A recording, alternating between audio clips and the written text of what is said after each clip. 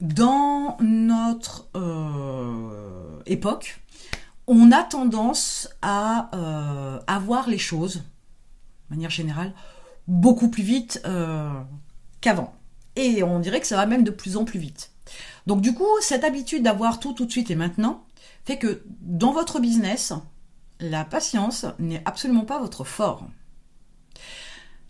Ce ressenti, ce mode de fonctionnement, il est tellement exacerbé par toutes ces possibilités qu'on a aujourd'hui, et je vous dis ça va de plus en plus vite, qu'on est même dans l'entrepreneuriat sur une approche où on veut des résultats immédiats.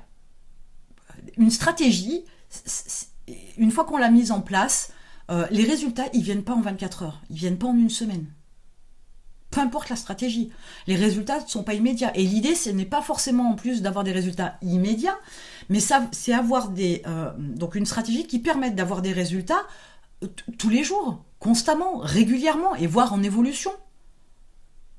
Ce besoin d'immédiateté que vous avez à rassasier vous fait faire des choses qui font que vous allez trop vite. Vous voulez aller trop vite. Combien de fois j'entends, oui, moi je veux faire ça. Oui, mais avant de faire ça, il va falloir reprendre depuis le début parce qu'il y a tout un tas de choses à faire avant.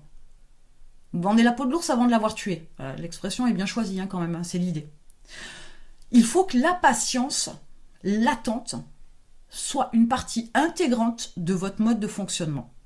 C'est fait, j'ai décidé ma stratégie, je l'ai mise en place, etc. Maintenant, je vois ce que ça donne. Dans quelques temps, j'analyserai pour pouvoir améliorer, peaufiner. Mais maintenant, j'attends. C'est indissociable de votre démarche d'entrepreneur pour vous développer. À vouloir aller trop vite, trop loin, trop fort, vous loupez plein d'étapes. C'est un peu comme... imaginez que, voilà, pour votre réussite, donc l'image de l'escalier va bien, vous montez sur chaque marche, sauf que vous voulez les monter 4 par 4. Il y a un moment donné, il va vous manquer des marches, parce qu'à chaque marche, vous allez récupérer une clé, si je peux me permettre l'expression. Le truc, c'est que vous pourrez rien ouvrir du tout si vous n'avez pas toutes les clés.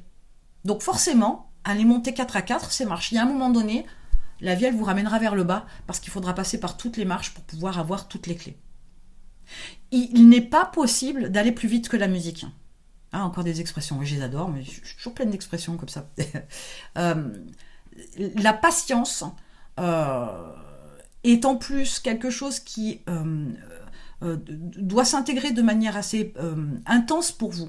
Parce qu'il y a en plus le fait que le cerveau a majoritairement, parce que c'est une de ses défaillances, il a tendance à ne pas être capable de faire de bonnes estimations, notamment en termes de temps, sur ce que vous mettez en place, ce que vous avez à mettre en place, sur ce qui doit être fait, etc. Vous dites, ok, bon, bah, la stratégie, en une matinée, c'est bouclé. Je vais, par exemple, trouver je sais pas, moi, je dis n'importe quoi, 200 sujets de vidéos pour ma chaîne YouTube. Je vais les trouver en 2-3 heures demain matin, ça va être bouclé. Super. Sauf que si vous l'avez jamais fait, je doute quand même que ça se définisse pas comme ça aussi vite pour vous. Du coup, l'approche en termes de patience, c'est... Pour vous simplifier la vie, c'est dites-vous bien que tout ce que vous décidez de faire, tous les choix que vous ferez, où vous devez mettre une estimation de temps dessus, multiplié par 10 la durée. Vous serez davantage épanoui. Alors, non, c'est peut-être pas le terme. Vous serez davantage plus content. J'ai un autre terme mais il m'échappe là sur le coup.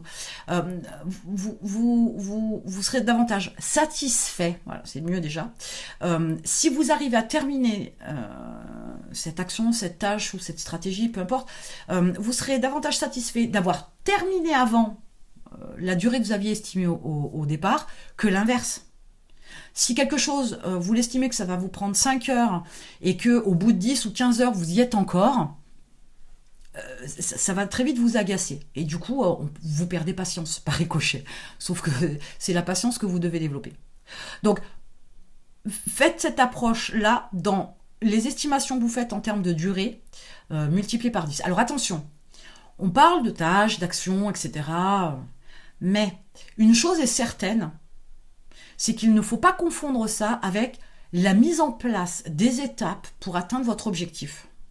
Si vous avez décidé, je donne un exemple, de développer votre masse salariale et que vous dites, ok, d'ici à 5 ans, donc pendant cette durée, il faut que dans 5 ans, j'ai multiplié par 3 ma masse salariale.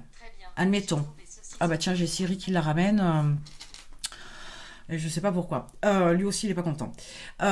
Donc si vous voulez multiplier par 3 votre masse salariale dans 5 ans, il va falloir faire ce qu'il faut pendant 5 ans. Mais vous avez défini la durée. Après, combien de temps vous prendra le recrutement? Comment vous allez le faire? Ça, c'est une autre histoire. Mais par contre, vous n'allez pas dire, non, bah, s'il doit multiplier par 10, c'est pas dans 5 ans, c'est dans 50 ans. Là, on parle de définir des objectifs, enfin, du moins des étapes à votre objectif. D'accord?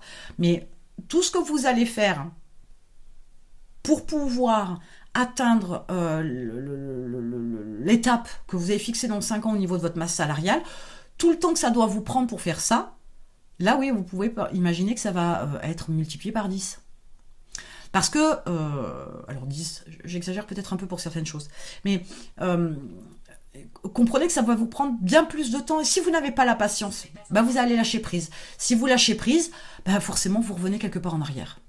La patience est une partie intégrante dans votre business et ça doit vraiment, vraiment, vraiment être cultivé.